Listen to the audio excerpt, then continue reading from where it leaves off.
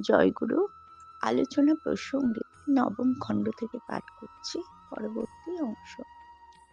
বাণীদা leader অর্থাৎ নেতাদের উপর অনেকখানি নির্ভর করে। শ্রী শ্রী ঠাকুর লিডার অর্থাৎ নেতাদের রেশনালি অর্থাৎ যুক্তিযুক্তভাবে চলা উচিত। পয়েন্টম্যানদের মতে তাদের লাইন ঠিক করে দেওয়া লাগে।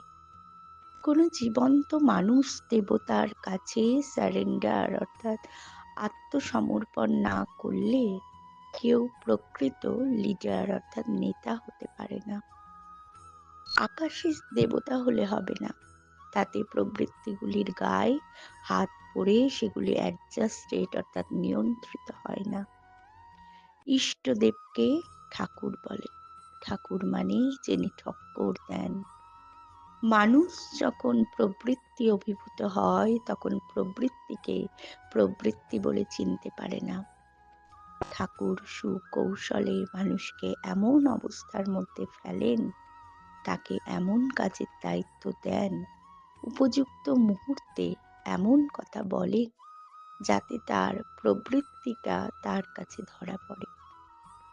ঠাকুরের প্রতি অনুরাগ থাকলে তখন সেই প্রবৃত্তিকে অ্যাডজাস্ট অর্থাৎ নিয়ন্ত্রণ করার সম্বেগ জাগে।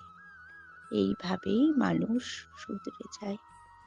নইলে যে যতই ভালো হোক, অনিয়ন্ত্রিত খেয়াল ও প্রবৃত্তি যে কাকে কখন কোন দিকে পরিচালিত করবে তার কোনো ঠিক নেই।